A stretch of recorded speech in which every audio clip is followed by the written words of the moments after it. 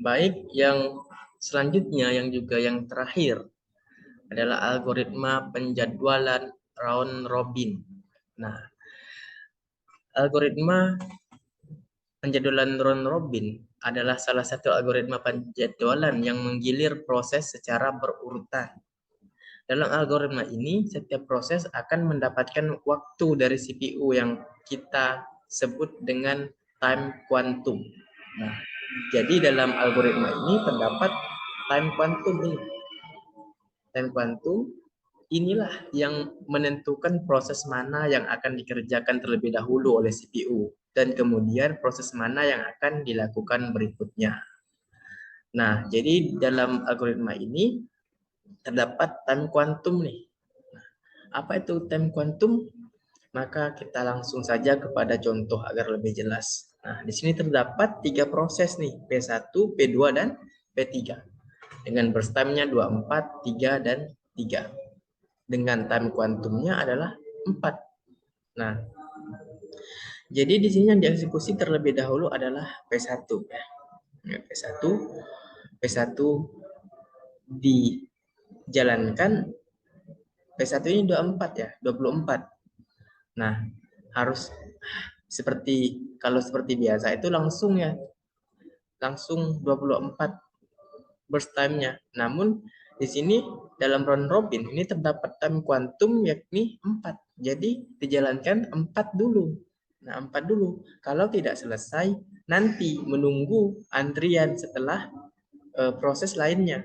Nah, jadi di sini P1 dieksekusi hanya 4 nih. 4. Lalu selanjutnya proses lain. Ini seperti bagi-bagi deh, bagi-bagi waktu. Sudah diberi waktu 4 saja, jadi kalau belum selesai, maka proses itu akan menunggu lagi. Menunggu setelah proses lain selesai. Nah, jadi setelah P1, P2. P2 hanya memerlukan 4 ya. Maksud saya 3. Hanya memerlukan burst time 3.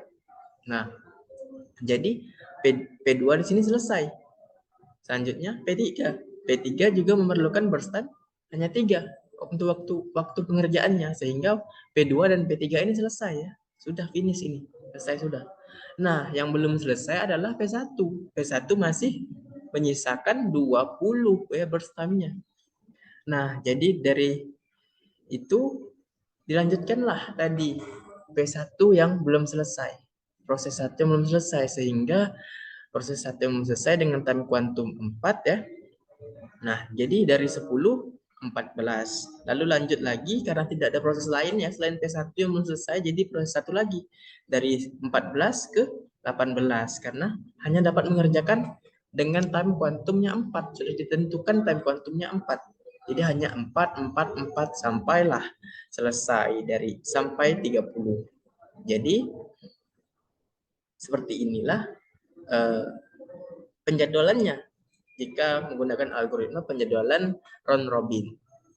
Nah, di sini juga ada waiting time. Nah, waiting time di sini sepertinya kurang lebih sama dengan yang sebelumnya, yakni priority scheduling. Yakni P1-nya 0 karena waktu eksekusinya 0, P2-nya 4, dan P3-nya 7 karena waktu eksekusinya 7. Sehingga didapat average waiting time-nya 0 tambah 4 tambah 7 dibagi 3, yakni 3,6 milisecond. Baik, selanjutnya saya akan memberikan satu contoh lagi mengenai round robin, penjadwalan round robin. Nah, di sini terdapat 4 proses, yakni P1, P2, P3, dan P4. Dengan arrival time sedemikian ini dan burst time demikian. Nah, di sini saya atur time kuantumnya adalah 3. Nah, time kuantumnya 3. Sehingga langsung saja yang dieksekusi pertama kali adalah P1. Arrival time-nya 0 dan burst time-nya ingat, kita fokus juga kepada burst time. Burst time-nya 5. Time kuantumnya 3. Sehingga masih menyisakan 2 untuk burst time proses pertama atau P1. Lalu selanjutnya kita masuk ke proses 2, eksekusi proses kedua. P2 memiliki burst time 2 dan time quantum 3 ya. Sehingga proses kedua akan habis, akan finish setelah eksekusi ini hanya sekali saja, tidak perlu mengulang menunggu antrian lagi. Nah, jadi P2 finish. Selanjutnya ke P3. P3 memiliki burst time 4, sedangkan time quantum 3. Nah, P3 hanya diselesaikan 3, jadinya menyelesaikan burst time-nya 3 dan masih menyisakan burst time 1. Jadi nunggu lagi nih P3-nya.